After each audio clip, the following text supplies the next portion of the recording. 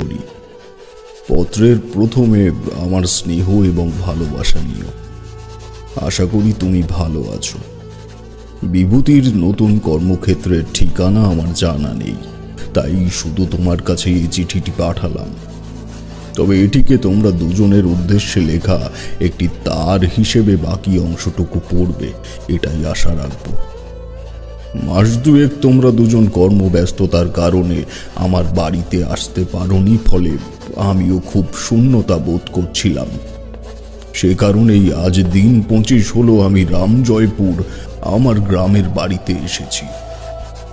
এখন জ্বরে আমার শরীর অবসন্ন। হয়তো হস্তাক্ষর দেখেই আমার শারীরিক পরিস্থিতি নাচ করতে পারবে। তবে তোমাদের উদ্দেশ্যে এই পত্রকে এক প্রকার আমন্ত্রণ মনে করতে পারো।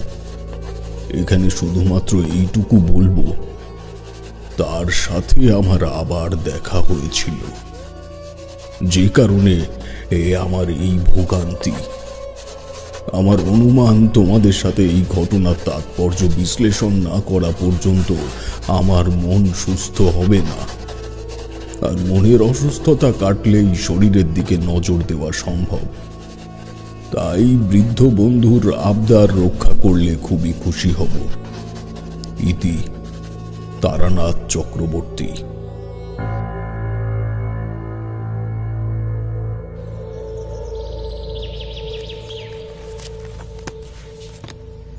কিশোরীর মেসে বসে চিঠিটা পড়লাম।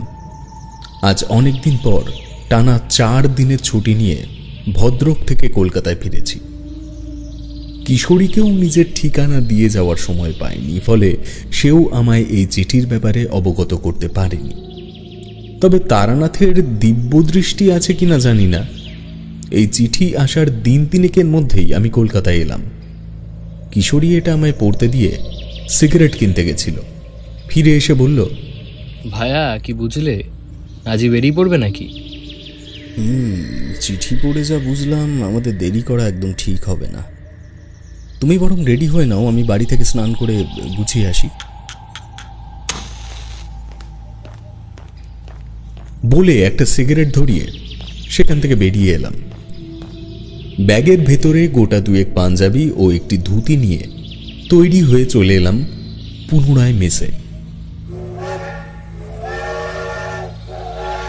স্টেশন থেকে তারকেশ্বর মুখ ট্রেনে চেপে বেরিয়ে পড়লাম রামজয়পুরের উদ্দেশ্যে। তারানাথের বাড়ির ঠিকানা ও বর্ণনা এতটাই পুঙ্খানুপুঙ্খভাবে আমাদের মস্তিষ্কে গেঁথে গেছে যে গন্তব্যে পৌঁছতে কিছুমাত্র বেগ পেতে হল। তবে এখানে একটা কথা না বললেই না, তারানাথের মতো উৎকৃষ্ট বক্তা এবং উচ্চ শ্রেণীর কথকের যে জুড়ি মেলার হার, তারও একবার প্রমাণ হয়ে গেল আমাদের সামনে। মনে হয় তারানাথের কথা অনুযায়ী ঈশ্বর তুলির টানে এই রামজয়পুরকে সাজিয়েছে। তার থেকেও অবাক করা বিষয় হলো, মাঝখানে এতগুলো বছর কেটে গেলেও এই গ্রামের কোনো বিশেষ পরিবর্তন হয়নি। সন্ধ্যার কিছু আগে স্টেশন থেকে নেমে যে গরুর গাড়িতে চেপেছি, তার চালকের সাথেই কথা বলতে বলতে আমরা দুজন এগোচ্ছিলাম। উনি হঠাৎ একটি দোতলা বাড়ির দিকে আঙুল দেখিয়ে বললেন, এটাই হলো আমাদের গায়ের সর্বকালীন জমিদার বলরাম ঘোষালের বাড়ি। এই বাড়ির একটা ভয়ানক ইতিহাস আছে। আমি ও কিশোরী মুখ চাওয়াচাই করলাম। 2 চোখ ভরে বাড়িটি দেখে নিয়ে বললাম, আমরা সেই ইতিহাসের সাথে পরিচিত। তোমার বাড়ি কি এই গ্রামেই? হ্যাঁ, তবে একদম গ্রামের শেষ প্রান্তে, ওই কৈখালির মাঠের পাশে। কিশোরী বলল, আমরা বোধহয় চলে এসেছি, তাই না? হ্যাঁ, তবে আপনি কি করে জানলেন? যে আবছা গন্ধটা এখন বাতাসে মিশে আছে, সেটার সঙ্গে আমরা খুব পরিচিত। ভাইয়া, এই ধূপের গন্ধটা তারানাথের বৈঠক ঘরেই তো এর আগে পেয়েছি। সায় দিয়ে বললাম, একদম ঠিক বলেছ।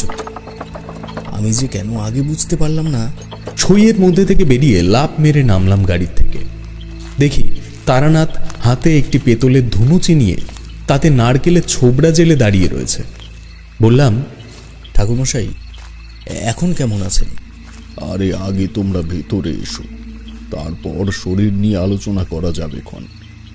তোমরা আসবে দেখেই তো বাড়িতে একটু ধুনো দেখাচ্ছি, নইলে শেষ 2 দিন যা অবস্থা হয়ে গেছিল ঘর বাড়ির, সে না হয় হবে।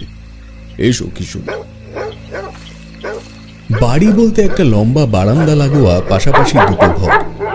যদিও ডান দিকে আড়াআড়িভাবে আরো কয়েকটা ঘর ছিল, কিন্তু সেগুলোর অবস্থা ভগ্নপ্রায় এবং জঙ্গলাকীর্ণ। আমি ও কিশোরী ডান দিকের একটি ঘরে ঢুকে তক্তপোষের ওপরে বসলাম। পাশের ঘরটাই রান্নাঘর। তারানাথ ঘরে এসে ধুনুচিটা নামিয়ে রাখলো দেওয়ালে সেটে রাখা একটি মা কালীর ছবির সামনে। বলল, গতবার এই ছবিটা কলকাতা থেকে নিয়ে এসেছিলাম। পাশের বাড়ির হরেনের মায়ের কাছে ঘরের চাবি থাকে। তাকে বলা আছে রোজ সন্ধ্যায় মায়ের চরণে একটি করে সন্ধ্যা প্রদীপ ধরিয়ে রেখে যেতে।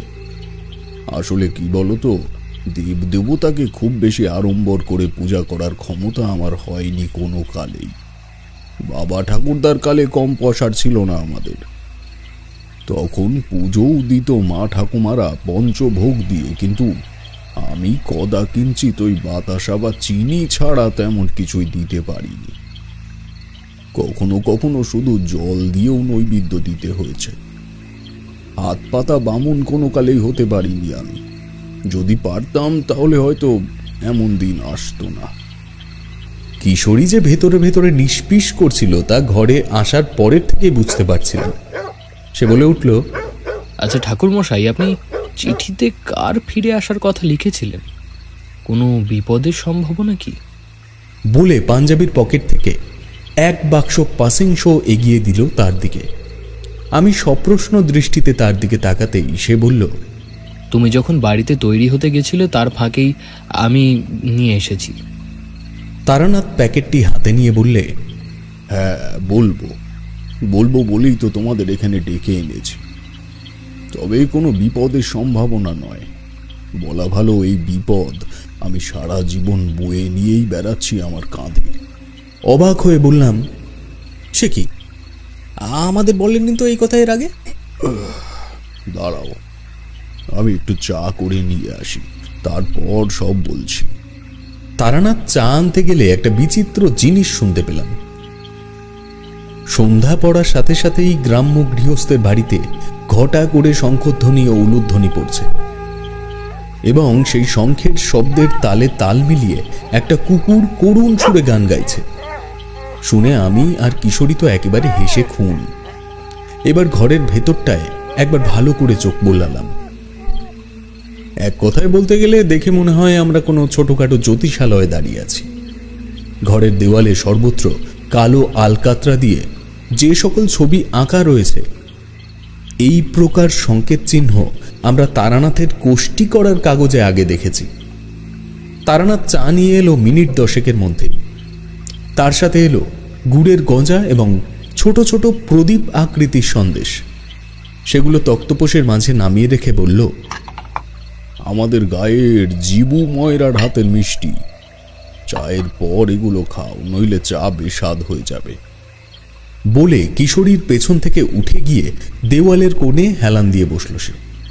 চায়ে একটা লম্বা চুমুক দিয়ে বললাম, এ কি ঠাকুরমশাই, চা 2 কাপ এনেছেন যে, আপনি খাবেন না? না, এখন আর চা খাবো না, একটু বাদেই পাঁচন খেতে হবে, ওই যে বানিয়ে রেখেছি। তার অঙ্গুলি নির্দেশ লক্ষ্য করলাম ঘরের কোণে একটি গ্লাসের দিকে। তারপর আবার তার দিকে ফিরে প্রশ্ন করলাম, শরীরের অবস্থার কোনো উন্নতি বোধ করছেন কি? কালকের থেকে আজ অনেক ভালো আছি, তবে তোমরা না এলে হয়তো অবসাদেই আরো ভেঙে পড়তাম। আচ্ছা বলুন দেখি, কি ঘটেছে আসলে?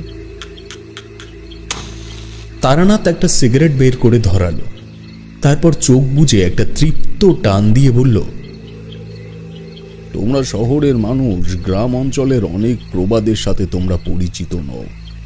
তবে একটু আগেই হয়তো শুনেছ, সন্ধ্যার সময় একটা কুকুর করুণ সুরে কাঁদছিল। এই কান্নার অর্থ জানো কি? কিশোরী বলল, এই কান্নার আবার কোনো অর্থ হতে পারে নাকি? আমার তো মনে হলো সে এই শব্দটিকে তারই কোনো সহচরের ডাক ভেবে ভুল করে ডাকছে। তাছাড়া আর কি বা হতে পারে ঠাকুরমশাই? জীবনে কখনো না কখনো এই কথাটা হয়তো শুনেছ যে জন্তু জানোয়ারেরা আগের থেকেই বিপদের সংকেত পায়। তো কুকুরের এই প্রকার কান্নাকে গৃহস্থের অমঙ্গল সূচক ইঙ্গিত বলেই মনে করা হয়। যে ঘটনা আমি তোমাদের এখন শোনাতে চলেছি তার মধ্যেও এই শব্দের ভূমিকা তোমরা পাবে। যাক, তাহলে শুরু করি। কলকাতা থেকে এখানে এসে প্রথম দুদিন গ্রামে ঘুরে ঘুরে বেশ ভালোই সময় কেটেছিল। পুরনো পরিচিত মানুষদের সাথে দেখা হলে কথাও হয়ে যায় ভুনি ভুনি, কিন্তু কোথাও না কোথাও সেই কথার মধ্যে সেই প্রকার আড্ডার বা সমালোচনা সূচক কিছু থাকে না। ফলে এক সময় না এক সময় কথোপকথন বন্ধ হয়েই যায়। তো দিন দুয়েক পরে আমার নিজেরও আর কথা বলার কেউ থাকলো না। কি মনে হলো বেরিয়ে পড়লাম আবার উদ্দেশ্যহীনভাবে। কেন জানি না মনে হচ্ছিল কিছু একটা অভিজ্ঞতা আমার হতে চলেছে, যেটা আমি চোখের সামনে বহুবার প্রত্যক্ষ করেছি, কিন্তু তার যুক্তি নির্ধারণের চেষ্টা আমি কোনোদিনও করিনি। এভাবেই হাঁটতে হাঁটতে চণ্ডীতলা নামক একটি পার্শ্ববর্তী গ্রামে গিয়ে পৌঁছালাম। গ্রামের প্রান্তে যেখানে নামের ফলক রয়েছে সেখানেই একটি ছোট তারা মায়ের মন্দির। মূর্তির সম্মুখে এক পুরোহিত প্রদীপ ধরাচ্ছে দেখে এগিয়ে গেলাম সেদিকে। ভক্তি ভরে প্রণাম করে মন্দিরের চাতালে বসতেই পুরোহিত মশাই আমার দিকে ঘুরে একটু চমকে উঠলেন। বললেন, তোমায় কি আমি আগে কখনো দেখেছি? বললাম, হয়তো দেখতে পারেন, কারণ পথে পথে ঘুরে জগৎমাতার আরাধনা করেছি বেশ কয়েক বছর। যদিও তারপর গৃহী হয়ে বাকি জীবন কাটাচ্ছি, তাও হয়ে গেল অনেক দিন। কিন্তু আপনার চোখের কৌতূহল অন্য কিছু বলছে। পুরোহিত একটু ঢোক গিলে বললে, না, আমার মনে হয় তোমার সাথে আমার কোনো ঘনিষ্ঠ সম্পর্ক এর আগে হয়েছে। যাক, এখন মনে করতে পারছি না। তা বাবা, এখন এইখানে কি করছো তুমি? কার বাড়িতে এসেছো? না, কাউর বাড়িতে নয়। বহুদিন হলো পথের সাথে পা মিলিয়ে চলিনি, তাই অবসরে আরো একবার পুরনো অভ্যাসকে ঝালিয়ে নিতে ইচ্ছে হলো। আজ রাতে এই মন্দিরের চাতালেই রাত কাটালে আপনার কোনো আপত্তি আছে কি? বাবা, আপত্তি থাকবে কেন? সে তো খুবই ভালো প্রস্তাব। মায়ের বেদিতে সন্তান আশ্রয় নেবে, এতে তিনিও সন্তুষ্ট হবেন। আমিও থাকতাম এখানে, কিন্তু আমার স্ত্রীর শরীরটা খুবই খারাপ দুদিন ধরে। যাই হোক, তুমি তাহলে এখানে বসো, আমি বাড়ির থেকে কিছু খাবার আর একটা পার্টি নিয়ে আসি তোমার জন্য। হাত জোর করে বললাম, ব্যস্ত হবেন না পুরোহিত মশাই, আমি এইভাবেই রাত কাটিয়ে দিতে পারবো। আর যদি বলেন খাবারের কথা, আপনি সন্ধ্যা আরতি সেরে একটু ভোগ আমার হাতে দিন, তাতেই আমার মন এবং পেট দুই ভরে যাবে। পুরোহিত তৃপ্তি ভরে আমার দিকে তাকিয়ে আবার বললেন, তোমায় নিশ্চয়ই আমি এর আগে দেখেছি। এই উদারতা ও ভক্তির সঙ্গে আমার আগেই পরিচয় হয়েছে। বলে তিনি সন্ধ্যা আরতি শুরু করলেন। আমি কিন্তু কোনোভাবেই মনে করতে পারলাম না যে এই মুখের সাথে আমার আগে কোনো সময় পরিচয় হয়েছিল কি না। বহুদিন পর মায়ের কোজাগরি মূর্তির সামনে পদ্মাসনে বসে তার আরতি দেখছি, নিজেকে এক প্রকার ধন্য বলে মনে হচ্ছিল। আরতি শেষে পুরোহিত মশাই পাকা কলা ও ভেজানো আতপ চাল মেখে আমার হাতে দিলেন এবং কিছুটা অংশ একটা কলা পাতায় নিয়ে বাকি সবটাই একটা সরা দিয়ে ঢেকে রেখে বললেন, বাবা, রাতে খিদে পেলে এটা তুমি খেয়ে নিও। সারা রাত মায়ের সাথে গল্প করো। চণ্ডীতলার কালী খুব জাগ্রত, দেখবে মন থেকে ডাকলে ঠিক সাড়া দেবে। বলে পুরোহিত মশাই বেদির থেকে নেমে মন্দির প্রাঙ্গণে এলেন। তারপর বললেন, এই জায়গায় একটা গর্ত আছে, রাতের বেলায় এদিকে এলে একটু সতর্ক থেকো, নইলে বিপদ হতে পারে। আমি নির্দিষ্ট স্থানে তাকিয়ে দেখলাম সত্যি সেখানে একটি হাঁটু সমান গর্ত রয়েছে। বললাম, ওখানে এমন গর্ত করা হলো কি কারণে? ওই দুলাল রায়ের স্ত্রী ও ছোট ছেলে দিন 5 আগে এই মন্দিরে এসেছিল পুজো দিতে। এই মন্দির যদিও তাদের পূর্বপুরুষেরই সৃষ্টি, কিন্তু বাড়িতে মন্দির থাকায় এখানে বিশেষ আসে না। আমি তখন পুজোয় ব্যস্ত ছিলাম, এরই মধ্যে ওই ছেলেটি এই জায়গা থেকে একটা পাথর খুঁড়ে বের করেছে, তা বুঝতে পারিনি। পুজো সেরে বারান্দায় এসে দাঁড়াতেই দেখি ওই পাথর দু হাতে আঁকড়ে ধরে দাঁড়িয়ে রয়েছে। দুলাল রায়ের স্ত্রী বলল, এই পলাশ, তুই এখানে গর্ত করতে গেলি কেন হঠাৎ? ছেলেটি বলে উঠল, মা, এটা নিয়ে আমি খেলবো, এটাকে কোনো পাথর ভেবো না তোমরা। এই দেখো, জিনিসটা অনেকটা শিব মূর্তির মতো না? কাছে গিয়ে দেখলাম সত্যি পাথরটা খানিকটা ওরকমই। এক হাত লম্বা একটা সরু পাথরের মাঝ বরাবর আড়াআড়ি ঠিক শিবলিঙ্গের মতো একটা বাহু আছে। আমি খুব বেশি আপত্তি প্রকাশ করতে পারলাম না, কারণ আগেই বললাম এই মন্দিরের সত্ত্বাধিকার তাদেরই। যাক, আজ বাড়িতে ফিরি বাবা। অন্ধকার হয়ে এলো প্রায়। এই কাহিনী বলে পুরোহিত মশাই সেখান থেকে তার বাড়িতে ফিরে গেলেন। আমি চাল কলা মাখা খেয়ে মায়ের মুখের দিকে দৃষ্টি ফেলতেই শিউরে উঠলাম। আমি নিশ্চিত ওই মাটির প্রতিমার মৃন্ময়ী সজল চোখের পলক পড়েছে। সঙ্গে সঙ্গে শরীরের পশম সব কটা দাঁড়িয়ে গেল। আমি হাঁটুতে ভর দিয়ে ধীরে ধীরে চাতালের ওপর থেকে মন্দির কক্ষে প্রবেশ করলাম। কালী মায়ের চোখের দিকে কখনো এক দৃষ্টিতে তাকিয়ে থাকতে নেই, কিন্তু আমার ভেতরের সমুদ্র প্রমাণ কৌতূহল সে আস্পর্ধাকে বজায় রাখতে দিল না। কি যেন একটা রয়েছে সে চোখে। আমি হারিয়ে গেলাম এক অন্য জগতে।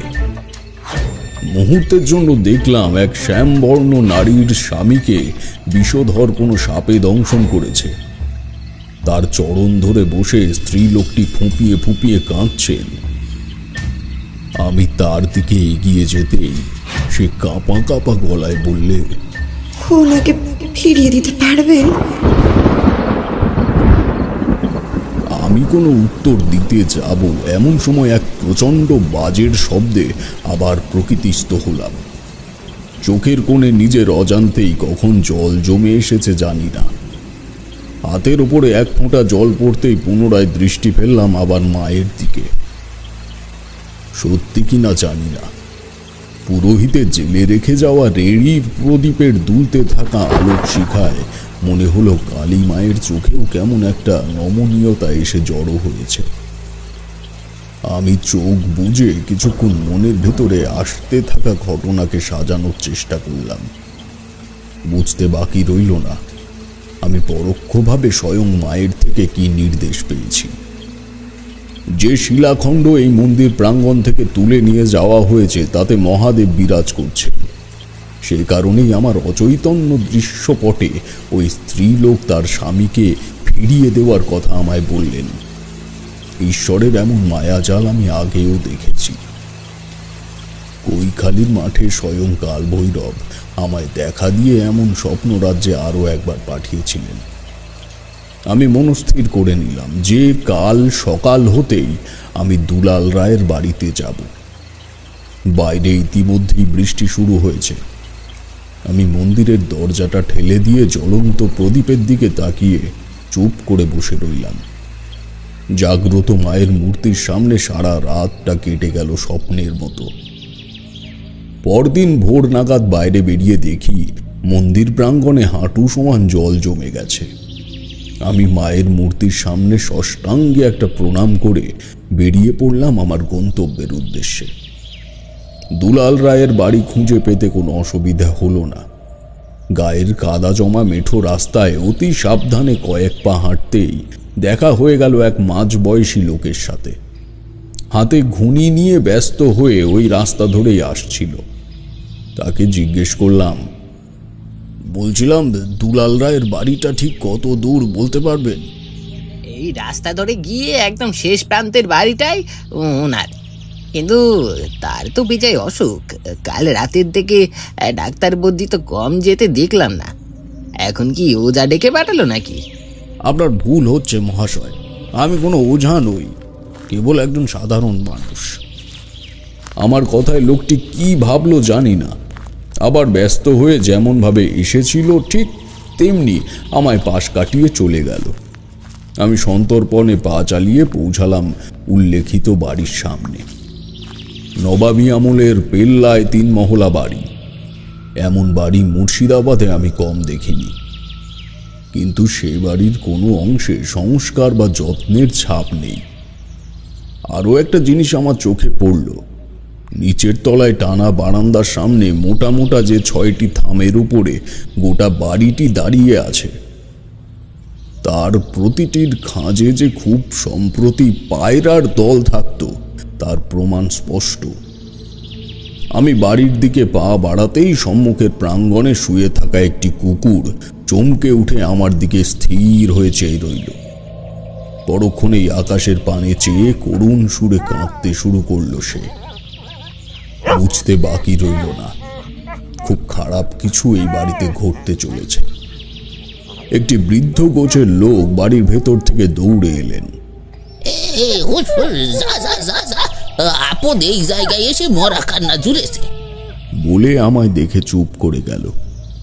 তারপর সপ্রশ্ন দৃষ্টিতে উঠোনে নেমে এসে বলল, কে গা তুমি? দুলাল বাবুর শুনলাম খুব শরীর খারাপ, তাই ভাবলাম ওনাকে একবার দেখে যাই। আমার নাম তারানাথ চক্রবর্তী, এসেছি রামজয়পুর গ্রাম থেকে। বৃদ্ধ আমায় দাঁড় করিয়ে দ্রুত পায়ে বাড়ির ভিতরে চলে গেল। ফিরে এলো মিনিট 2 পরে একটি বছর 30-35-এর যুবককে সঙ্গে করে। সে আমায় প্রণাম করে বললে, আগে দিনু কাকার মুখে শুনলাম আপনি ব্রাহ্মণ, তার ঠাকুরমশাই আপনি আমার বাবাকে চেনেন নাকি? মিথ্যে বললাম না। না, তার সাথে আমার পূর্বে কখনো পরিচয় হয়নি, তবে তোমাদের বাড়িতে আসার কারণ আমার ভিন্ন। জানি না এই পরিস্থিতিতে কথাটা বলা ঠিক হবে কি না, তবে যদি আপত্তি না থাকে আমি গিন্নিমায়ের সাথে একটিবার কথা বলতে চাই। এই মায়ের সাথে? এই কেন বলুন তো? আচ্ছা আচ্ছা, বেশ বেশ বেশ, আপনি আসুন, আমি মাকে ডেকে আনছি। বলে সে আমায় বারান্দার এক প্রান্তে একটি কাঠের চেয়ারে বসিয়ে আবার বাড়ির ভিতরে চলে গেল। গিন্নিমা এসে আমায় প্রণাম করে বললে, ঠাকুর মশাই, আমায় ডেকে পাঠিয়েছিলেন? হ্যাঁ মা, একটি বিশেষ দরকারে তোমায় ডেকে পাঠালাম। তোমার ছোট ছেলে যে পাথরের অংশটি তুলে এনেছিল ওই চণ্ডীতলার মন্দিরের প্রাঙ্গণ থেকে, তা ফিরিয়ে নিয়ে যেতে আমি এসেছি। ওটি ঈশ্বরের স্বরূপ, সেই বস্তুকে বাস্তব ভিটেতে যখন তখন নিয়ে আসাটা মোটেই বাড়ির জন্য মঙ্গলজনক নয়।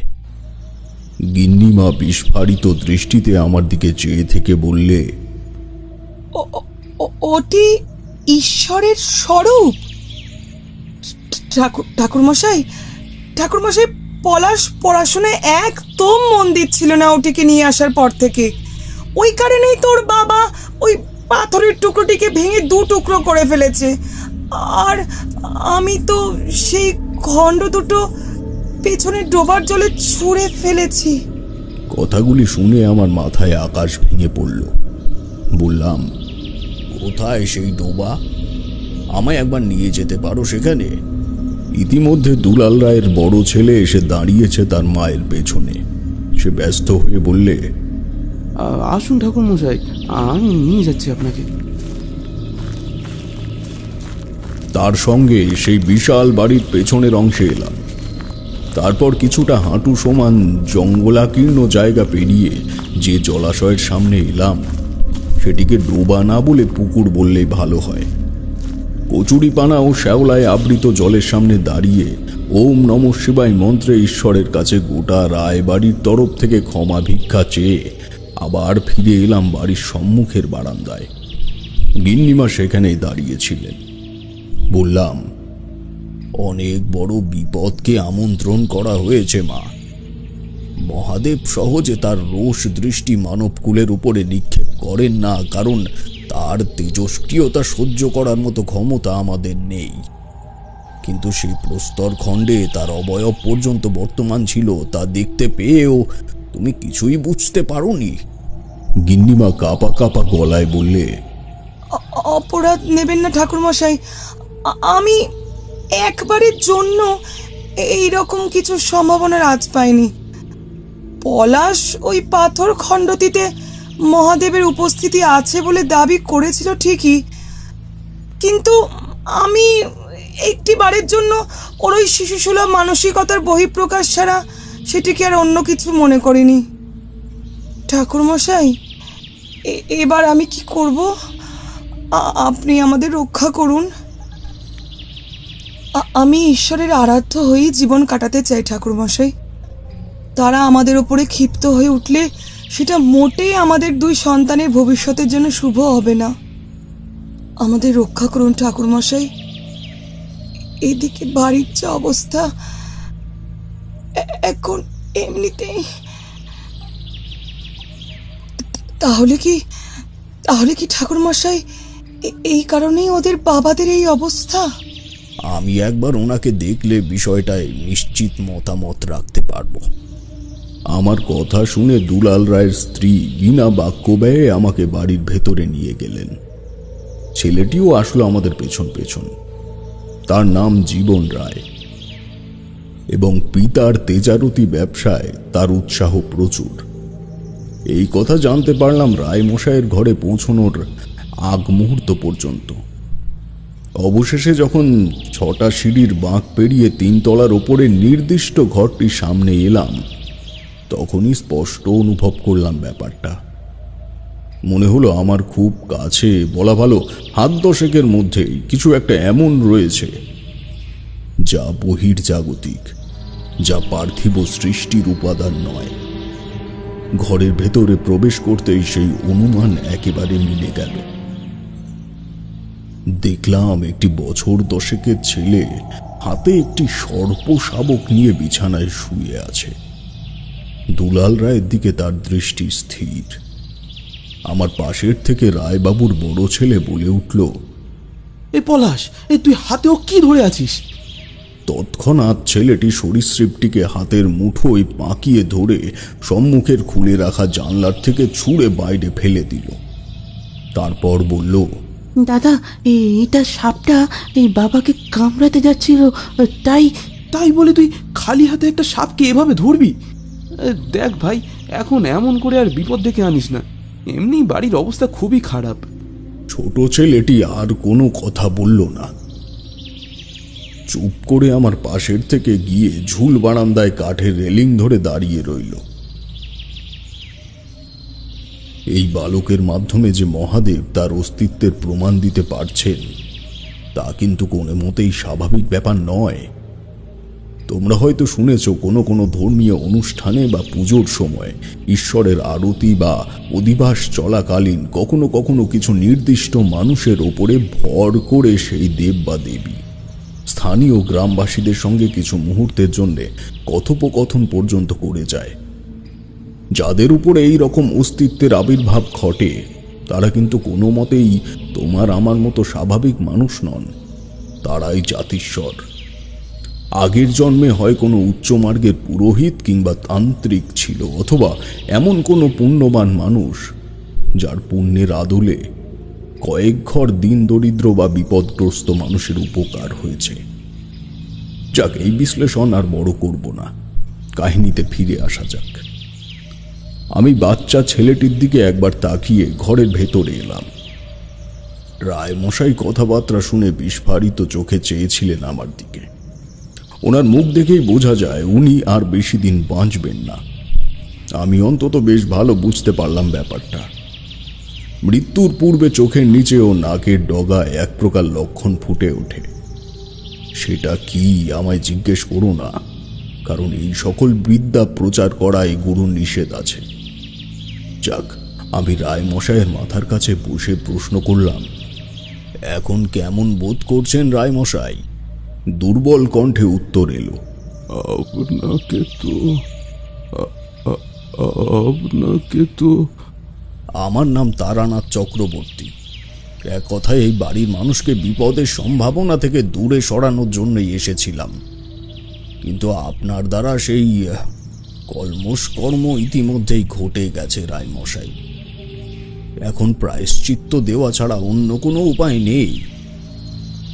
অসুস্থ মানুষটিকে উদ্দীপ্ত করার ইচ্ছে আমার ছিল না, কিন্তু তাৎপর্য বোঝাতে গেলে একটু কথা আমায় বলতেই হতো। দুলাল রায় বালিশের শেষ প্রান্তে মাথা তুলে বললে, আমি তো নিজের অজান্তে কোনো কাজ করি না, তবে কিভাবে কি হলো? আপনি আপনার কনিষ্ঠ পুত্রের নিয়ে আসা যে পাথর খণ্ডটিকে ভেঙে টুকরো টুকরো করেছেন, তার মধ্যে স্বয়ং মহাদেবের অস্তিত্ব বিরাজিত ছিল। নিজের অজান্তে এই কাজ করলে এমনটা হওয়ার কথা নয়। যদি কিছু না মনে করেন, আপনাকে একটা প্রশ্ন করতে পারি? দুলাল রায় সম্মতিসূচক মাথা নাড়লেন। বললাম, আপনি এই প্রকার কোনো পাথর মূর্তির ব্যাপারে কি আগের থেকেই জানতেন? দুলাল রায় কিছুক্ষণ চুপ করে থেকে বললেন, এই মাস কয়েক আগে বিশ্বেশ্বর ভট্টাচার্য নামের একজন লোক আমার বাড়িতে এসে উপস্থিত হলেন। আমি তখন বারান্দায় বসে তামাক খাচ্ছি। বললেন, আপনার বাড়িতে ঈশ্বরের পদধূলি পড়বে খুব শীঘ্রই। আপনার যে তেজারতি বা সুদের কারবার আছে তা এখন বন্ধ করে দিন।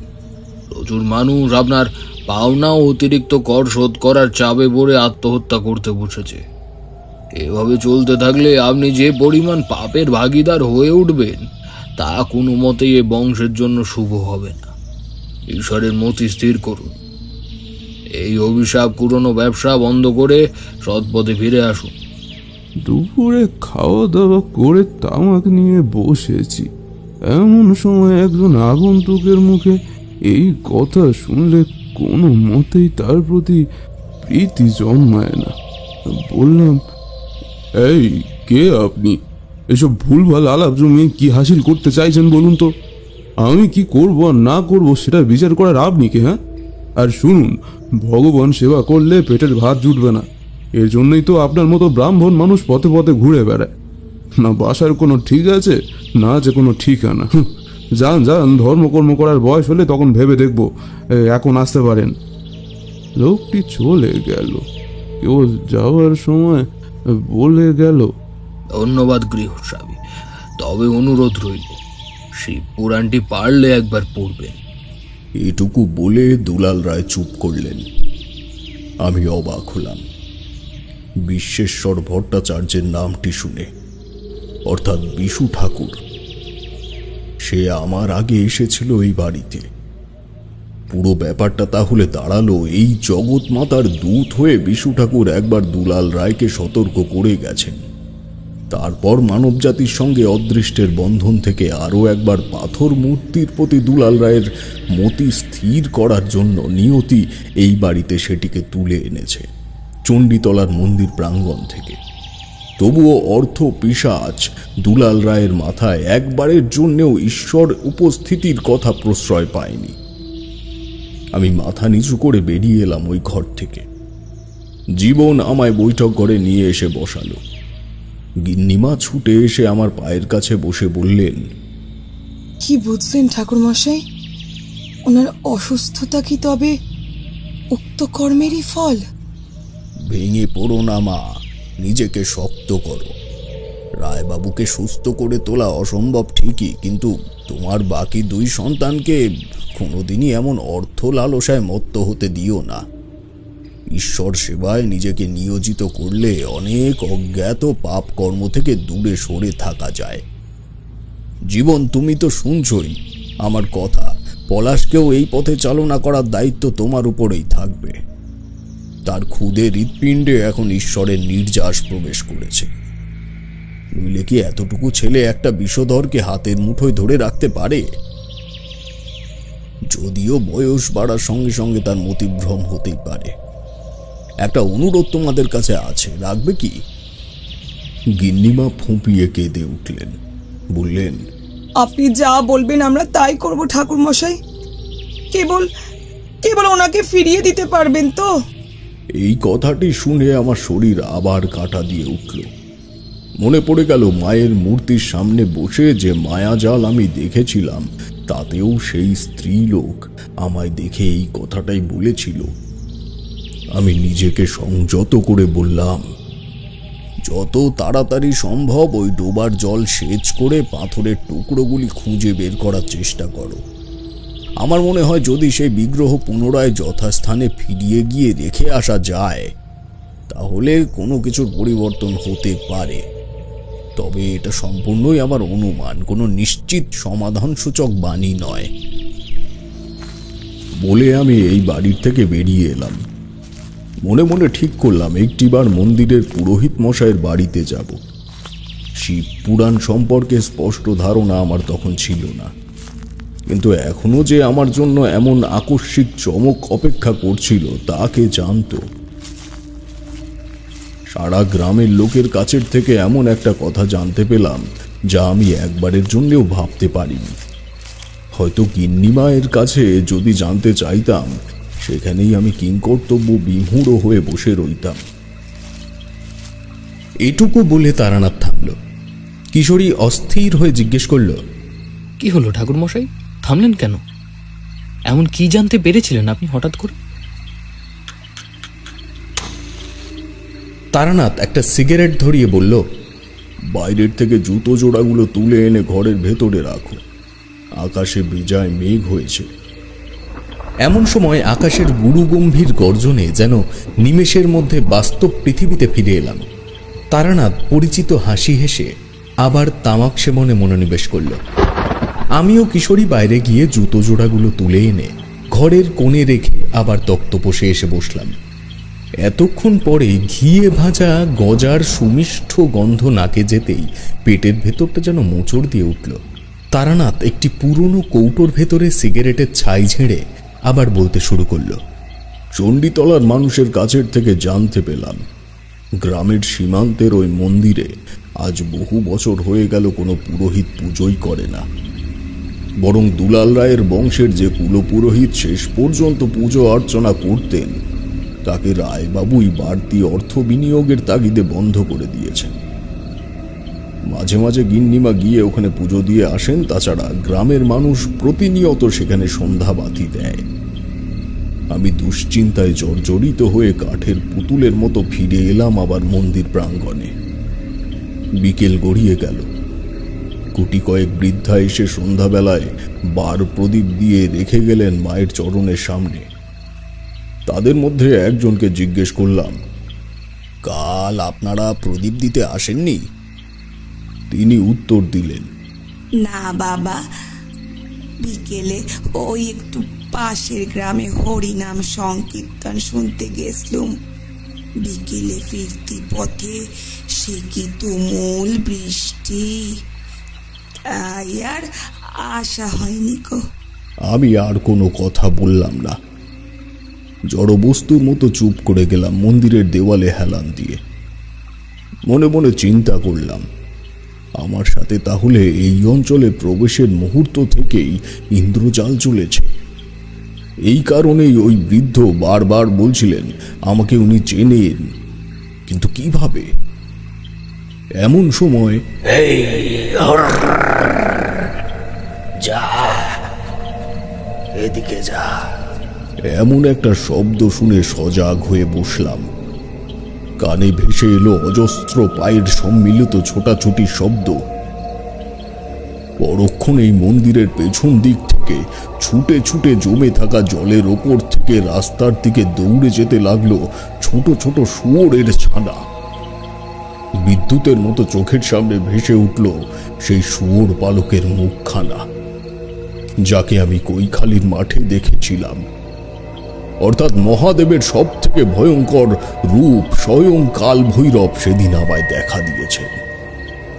আমার পঞ্চ ইন্দ্রিয় সেই মুহূর্তে অন্তিম পর্যায় পর্যন্ত সজাগ ও স্থির।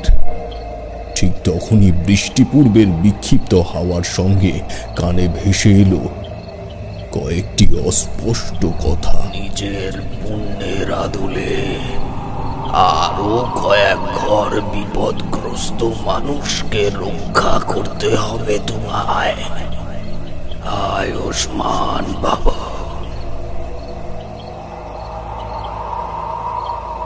আমার মনের স্থির প্রত্যয় তৈরি হওয়ার জন্য এইটুকুই যথেষ্ট ছিল। আমি পুঁটলি থেকে পড়াশড়ি হোরা বের করে কালভৈরবকে শান্ত করবার বীজ মন্ত্রের ওপরে চোখ বোলাতে শুরু করলাম।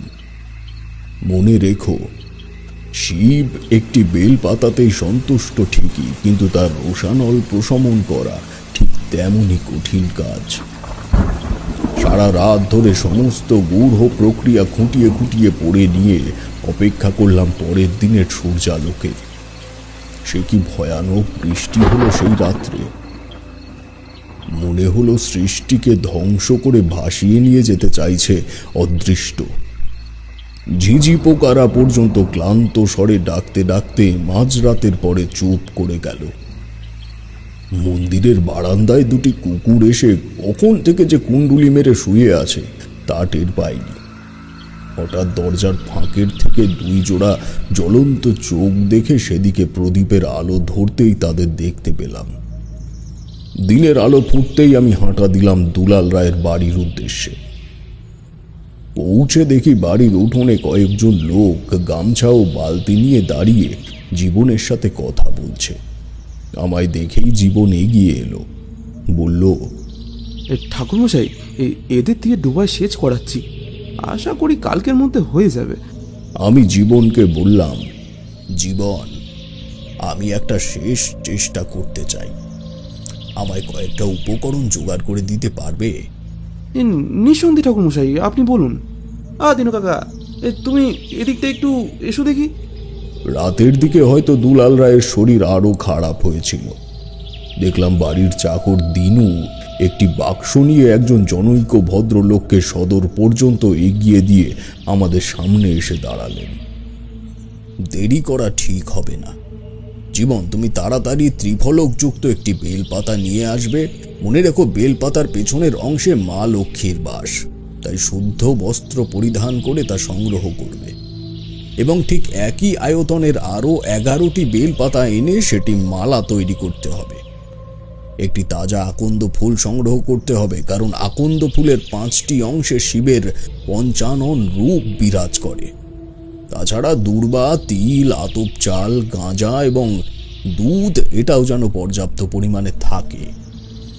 আজ সূর্যাস্তের পর আমি ওই ডোবার এক অংশে মহাদেবের যন্ত্র অর্পণ করে পূজায় বসব। দেখা যাক দুলাল বাবুকে ফিরিয়ে আনতে পারি কিনা। জীবন ব্যাকুল হয়ে বলল, ধন্যবাদ ঠাকুরমশাই, আমি জানতাম আপনি অবশ্যই একটা আশার আলো দেখাবেন। আমি পুঙ্খানুপুঙ্খভাবে আপনার প্রয়োজনীয় সামগ্রী জোগাড়ের বন্দোবস্ত করছি এক্ষুনি। বলে সে ব্যস্ত হয়ে সেখান থেকে চলে গেল। আমি গিন্নিমাকে ডেকে স্নানাদি সেরে পুজোর কাজকর্মে হাত লাগাতে বলে চণ্ডীতলা বাজারে গেলাম। সেখান থেকে একটা রামাবলী ও ধুতি কিনে ফিরে এলাম আবার মন্দিরে। দুপুরে সে বস্ত্র মা কালীর সামনে রেখে ভক্তিপূর্বক আতপ চাল ও কলার ভোগ দিয়ে সন্ধ্যা পর্যন্ত আরাধনা করলাম। সন্ধ্যার পর গঙ্গা শুদ্ধি হয়ে শ্বেত ধুতি ও রামাবলী গায়ে পেঁচিয়ে তৈরি হয়ে বেরিয়ে পড়লাম। পুটলির মধ্যে মায়ের পুজোর দুটো জবা নিয়ে পৌঁছালাম দুলাল রায়ের বাড়ির পেছনের সেই ডোবার পাড়ে। দেখলাম সেচের ফলে জলের গভীরতা কিছুমাত্র কমেছে। জীবন, দিনু এবং গিন্নিমা সেখানেই ছিল। দেখলাম বেশ খানিকটা জায়গা পরিষ্কার করে এক ঢিপি ঝুড়ো মাটি জোগাড় করে রেখেছে বেদি করবার জন্য। আমি ডোবার দিকে মুখ করে পদ্মাসনে বসে জল ও মাটি দিয়ে কাদা তৈরি করে বেদি বানালাম। বেদির পাদদেশে অর্পণ করলাম মায়ের পুজোর জবা ফুল দুটো। তারপর পৈতে প্রণাম করে সেখানে অঙ্কন করলাম মহাদেবের যন্ত্রচিত্র। জীবন ও দিনু প্রয়োজনীয় সামগ্রী সমস্ত আমার হাতের কাছে এগিয়ে দিল। ঠিক বেদির মাঝখানে ত্রিফলকযুক্ত বেলপাতা রেখে সেটিকে কেন্দ্র করে 11 পাতার মালাটি বসালাম। আকন্দ ফুলটি কপালে ছুঁয়ে ওই মাঝের বেলপাতাটির উপরে রাখতেই সামনে জলাশয়ের মধ্যে কোনো ভারী জিনিস পড়ার মতো শব্দ হলো। প্রত্যেকে আমার দিকে সপ্রশ্ন দৃষ্টিতে চাইল। বললাম, আপনারা আমার পেছনে বসে পড়ুন। আশুতোষের তাণ্ডব লীলা শুরু হলে ভয় পেয়ে যেতে পারেন। সবাই তাই করল।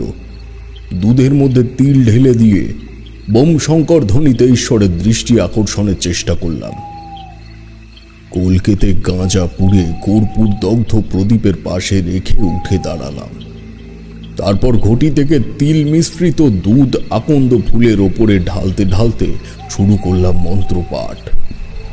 মহাদেবায়া ধীমহি তন্নো রুদ্রং প্রচোদয়াৎ উর্বারুকমিব বন্ধনে মহামৃতম ওম তৎপুরুষায় বিদ্মহে মহাদেবায় ধীমায় তন্নো রুদ্র প্রচোদয়াৎ ওম ওম তন্নো রুদ্রায়। মন্ত্র উচ্চারণ যত এগুলো তত শুরু হলো সামনের জলাশয়ের মধ্যে এক অতি জাগতিক তাণ্ডব। মহাকালের এই তাণ্ডব দেখার ইচ্ছে থাকলে তা বর্জন করাই শ্রেয়। আশপাশের বনস্পতি যেন এক অপ্রত্যাশিত কাল বৈশাখী ঝড়ে উপড়ে এসে পড়ছে ওই ডোবার জলের ভেতরে। চোখের ইশারায় দুধের পাত্রগুলো আরো কাছে এগিয়ে দিতে বললাম জীবনকে। বুঝতে পারছিলাম এই রোষ শীর্ষ ঠান্ডা করতে গেলে যে পরিমাণ দুগ্ধ ও গঙ্গাবাড়ির প্রয়োজন তা এখানে উপস্থিত নেই। মাথার উপরে কোথার থেকে এতগুলো নীল নক্ষত্র জড়ো হলো লক্ষ্য করিনি। তবে অন্য সকল তারা ভরা আকাশের থেকে আজকের আকাশের রং একটু বেশি নীলাভ। বুঝতে বাকি রইল না নীলকণ্ঠের মর্তে আগমন হতে চলেছে। এদিকে দুধের শেষ পাত্র হাতে তুলেছি তখন বেদির মাটি গলে গিয়ে ধুয়ে যাচ্ছে তার কাদা তরল রাশির সাথে। হঠাৎ কি হলো জানি না, দুধের ঘটি হাতে নিয়ে তার সমস্তটা ঢেলে দিলাম ওই ডোবার জলে। ইতিমধ্যেই আবার সেই অজস্র পায়ের ছোটাছুটির শব্দ কানে এসে বাড়ি খেল। চিৎকার করে বাকিদের উদ্দেশ্যে বললাম, গিন্নিমা আপনারা সকলে উঠে দাঁড়ান, পারলে বাড়ির দেওয়ালের ওদিকে চলে যান এক্ষুনি। একই সঙ্গে এক করুণ আর্তনাদের শব্দ এলো রায়বাড়ির তেতলার ঘর থেকে। বললাম, ঘাবড়াবেন না, ওনার ঘরে এখন কেউ প্রবেশ করবে না, সেখানে এখন সাধারণ মানুষের প্রবেশাধিকার নেই। এরই মধ্যে যে পুকুর পার অজস্র শুয়োর শাবকে ভরে গেছে তা আমি লক্ষ্য করিনি। পুজোয় বসে যে প্রদীপ জ্বেলেছিলাম তা আলোর পরিধি যত দূর পর্যন্ত যাচ্ছে তাতে দেখলাম ওই বরাহ শাবকদের প্রত্যেকের দৃষ্টি পাথরের মতো আটকে গেছে ডোবার জলের দিকে। ইতিমধ্যে জীবন আমার পাশে এগিয়ে এসে বলল, ঠাকুরমশাই এসব কি? আর আর ডোবার জল আবার এত বেড়ে উঠলো কি করে? কি উত্তর দেব বুঝতে পারলাম না, কেবল চুপ করে সেদিকে চেয়ে রইলাম। দেখলাম সত্য ডোবার জল আবার কানায় কানায় ভরে উঠেছে এবং তাতে ঢেউ সৃষ্টি হচ্ছে অস্থির নদীর জোয়ারের মতো। দুলাল রায়ের আর্তনাদ মাখা কণ্ঠ হাওয়ার সাথে মুচড়ে এসে কানে বাড়ি মারছে নিরন্তর। এমন সময় প্রকৃতির রঙে কিভাবে এত অযাচিত নীলচে আলোক আভা মিশে গেল বলতে পারবো না। শুক্লা পক্ষের জ্যোৎস্নার মতো সমস্ত কিছু ঝকঝকে হয়ে উঠল চোখের সামনে। হঠাৎ ডোবার জল উপচে উঠে ঠিক তার মধ্যদেশ থেকে মাথা তুলল এক বিরাট পাথরের শিবলিঙ্গ। তৎক্ষণাৎ জলের তীরে দাঁড়িয়ে থাকা শুয়োরগুলো এদিক ওদিক দিয়ে ঝাঁপিয়ে পড়ল ডোবার ভেতরে। তেতলার ঘরের থেকে দুলাল রায়ের ভক্তিপূর্বক স্তবক কানে এসে বাড়ি খেল, জয় বোম শঙ্কর বোম ভোলে, জয় বোম শঙ্কর বোম ভোলে। জীবনের দিকে তাকিয়ে দেখলাম ওর চোখ দুটি কেবল এখন জীবিত আছে, শরীরে রক্ত চলাচল বোধ হয় স্তব্ধ। বললাম, জল সেচ থামিয়ে দিও না জীবন, এখানেই প্রতিষ্ঠিত হবে রায়বাড়ির শিব মন্দির।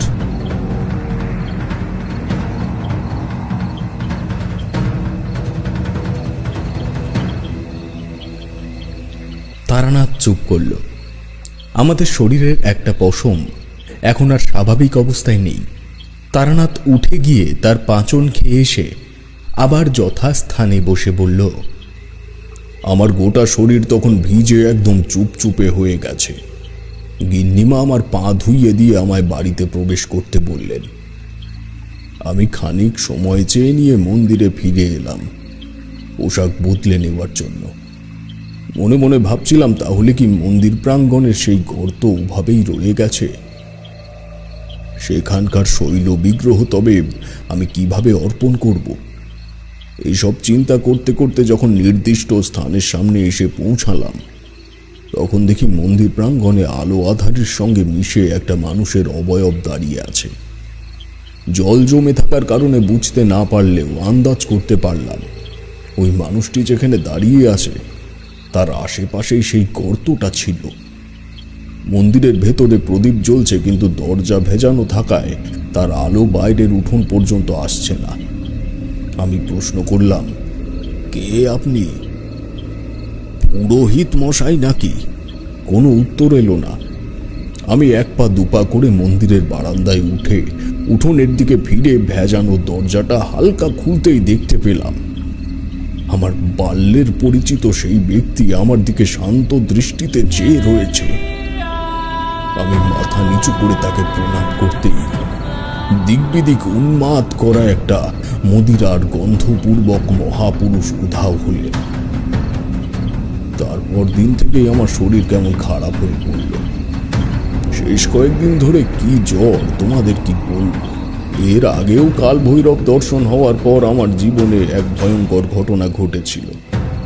দেখা যাক এবার আমার জন্য কি অপেক্ষা করছে। মটলেনে কদিন ফিরবো না, এখানেই রয়ে যাব আরো মাস দুয়েক। 2 মাস পর দেখো না আবার কি শুনতে পাই।